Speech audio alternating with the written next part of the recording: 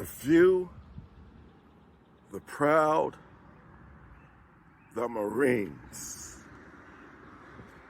Now, I'm not talking about the United States Marine Corps, which are few and proud and Marines. No, I am talking about the Colonial Marines who fought in the War of 1812, which has generally been kind of forgotten in American history. And the reason I'm talking about a Marine regiment in the War of 1812 is because the Marine regiment I'm referring to were the Colonial Marines.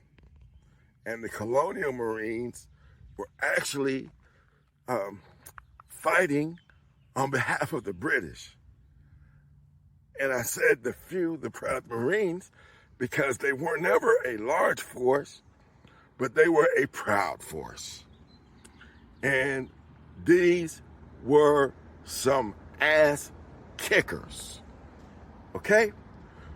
So we're here in St. Mary's, Georgia, in Camden County, Georgia. And it's right here on the coast.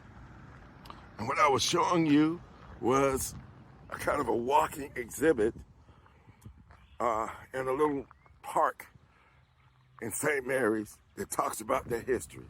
And it gave you a little bit of a blurb about the Colonial Marines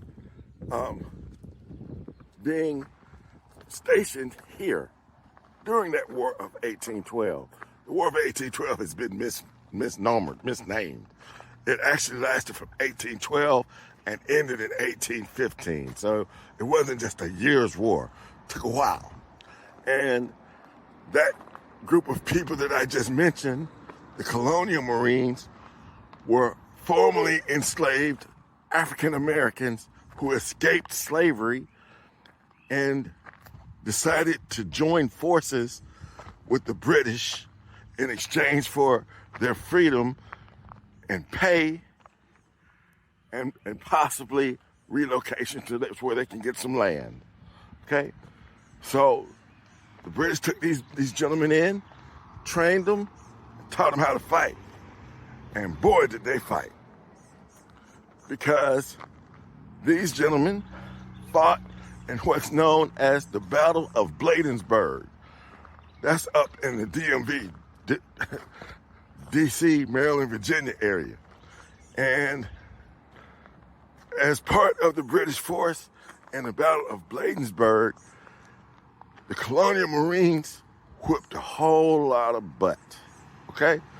In fact, they were part of the force that burned the White House and the nation's capital to the ground. It was the only time in American history where the United States Capitol was invaded and destroyed by a foreign force. And the Colonial Marines were part of that. But before they burned the Capitol and the White House, the Colonial Marines got into a fight with the American troops at this battle I referred to, the Battle of Bladensburg. And no offense, but they whooped those American plantation owners, which many of them were, whooped ass. I mean, they beat them so bad they were running. They cut and ran. And one of those forces that participated on the American side was a lieutenant by the name of Francis Scott Key. Francis Scott Key. That name should be familiar with you because Francis Scott Key was the person that wrote what became the national anthem. He wrote a poem about the British bombardment of Fort McHenry in Baltimore during the War of 1812. But this bombardment occurred after this Battle of Bladensburg, where Francis Scott Key and his troops cut and ran from the Colonial Marines and the other British forces. And it's been said that the major factor of why they ran was seeing these black men with guns and blood in their eye scared the bejesus out of them. Because, yeah, they also had black men working on their plantations, and they were scared of a slave uprising. They were scared that their black slaves might take a page out of these black men who were fighting for the British with guns, doing their job, kicking butt. That has struck fear in the hearts of many of those slavers, okay? So Francis Scott Key and his troops ran away from the Battle of Bladensburg, leading to a direct path to the nation's capital. And these folks came in, and I'm gonna tell you, the president at that time was a guy by the name of James Madison.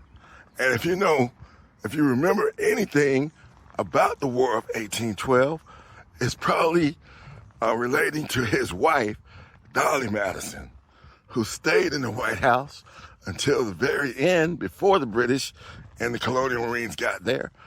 And she is known for rescuing the portrait of George Washington from the marauding troops, right? But come on, man. She's a plantation-owning first lady. She's not doing any manual labor. She didn't rescue nothing. In fact, if you'll remind me after this video post, I will tell you about the real patriot that did actually remove that painting and made it secure for today, okay? Because it still hangs in the White House today. But I digress. Back to the story of the Colonial Marines and their association with Georgia. Okay, so they kicked butt in that DMV area at the Battle of Bladensburg. They burned down the White House. They burned down the Capitol. And might I say, Francis Scott Key was smart. He wasn't going to stay in the Capitol while it was burning. Ain't no Capitol good enough to get burnt while you up in it. Now that's my poem, courtesy of Snoop Dogg. So after they did all this damage to D.C., they loaded these gentlemen up on ships and they brought them down here to Georgia, right? And they took them here to this county, right? But they didn't just stay on land, or on the mainland. They occupied Cumberland Island, Georgia. And I'm going to stop filming at this part, and I'm going to show you the Georgia coastline momentarily.